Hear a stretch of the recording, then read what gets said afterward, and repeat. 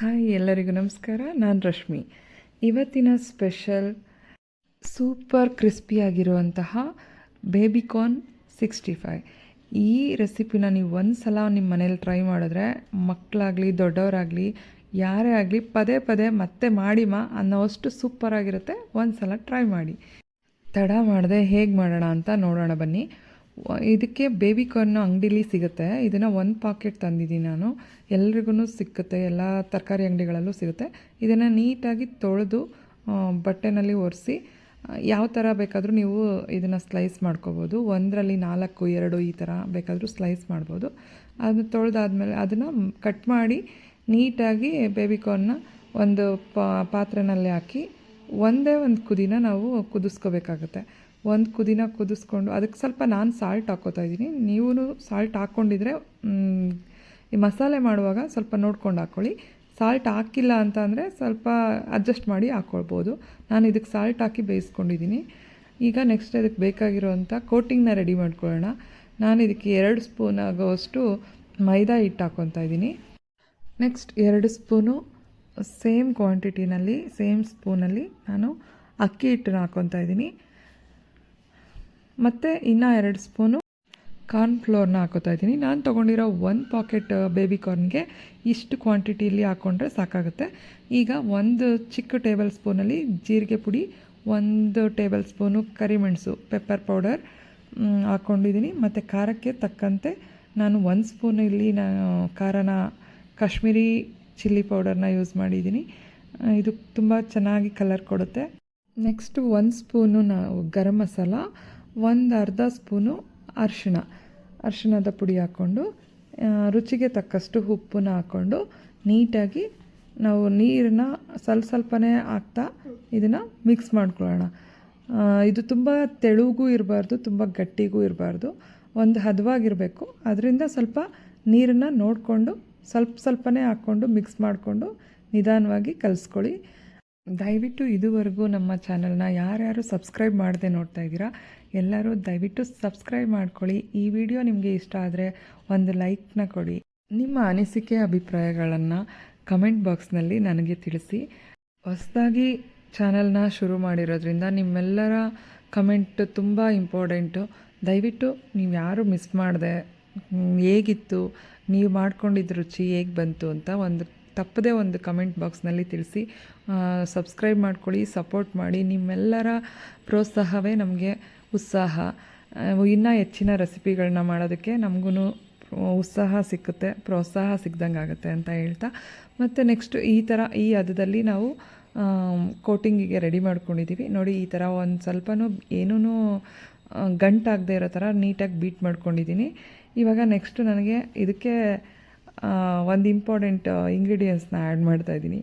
ಇದು ಪ್ಲೈನಾಗಿ ಕಾಣಿಸ್ತಾ ಇದೆಯಲ್ಲ, ಸೊ ಅದಕ್ಕೆ ನಾನು ಇವಾಗ ಕಸ್ತೂರಿ ಮೆಥಿನ ಸೇರಿಸ್ತಾ ಇದ್ದೀನಿ. ಒಂದು ಅರ್ಧ ಮುಷ್ಟಿಯಷ್ಟು ಕಸ್ತೂರಿ ಮೆಥಿನ ಹಾಕ್ಕೊಂಡು ಕಲಿಸ್ಕೊಂಡು ಇಟ್ಕೋತಾ ಇದ್ದೀನಿ. ಜೊತೆಗೆ ನಾವು ಆವಾಗಲೇ ಬೇಬಿಕಾರ್ನ್ನ ಕಟ್ ಮಾಡಿ ನೀರಲ್ಲಿ ಒಂದು ಕುದಿ ಬರೆಸ್ಕೊಂಡಿದ್ವಲ್ಲ, ಅದನ್ನು ನೀಟಾಗಿ ಒಂದು ಸೋರೋ ಜಾಲರಿ ಬಟ್ಲು ಏನಕ್ಕಾದರೂ ಹಾಕ್ಕೊಂಡು ನೀಟಾಗಿ ನೀರಿಲ್ದಲೇ ಡ್ರೈ ಮಾಡಿಕೊಂಡು ಬಿಸಿನಲ್ಲಿ ನಾವು ಇದನ್ನು ಬಳಸಬಾರ್ದು, ತಣ್ಣಗಾಗಕ್ಕೆ ಬಿಡಬೇಕು. ತಣ್ಣಗಾದ ಮೇಲೆ ನಾವು ಇದನ್ನು ಮಿಶ್ರಣಕ್ಕೆ ಅದ್ದಿ ಎಣ್ಣೆಯಲ್ಲಿ ಕರಿಬೇಕಾಗುತ್ತೆ. ಬಿಸಿನಲ್ಲಿ ಕರಿದ್ರೆ ನೀಟಾಗಿ ಕೋಟಿಂಗ್ ಆಗಲ್ಲ.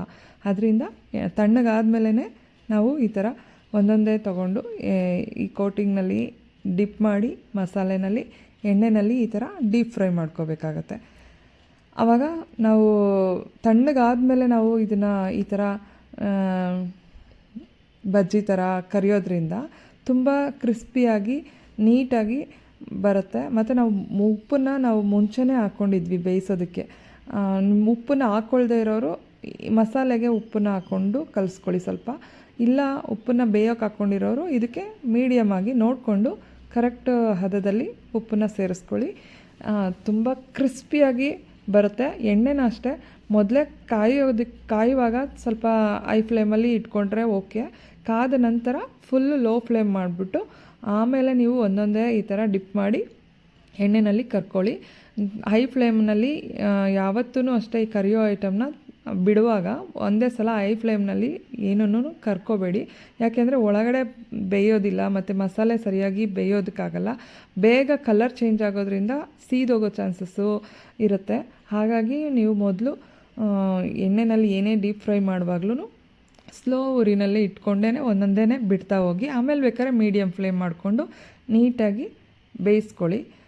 ಈ ಥರ ನೀಟಾಗಿ ನಿಧಾನವಾಗಿ ಮೀಡಿಯಮ್ ಫ್ಲೇಮ್ನಲ್ಲಿ ಬೇಯಿಸ್ಕೊಂಡ್ರೆ ಕ್ರಿಸ್ಪಿಯಾಗಿರೋಂಗೆ ನಮಗೆ ಬೇಬಿಕಾರ್ನ್ 65 ರೆಡಿ ಆಗುತ್ತೆ.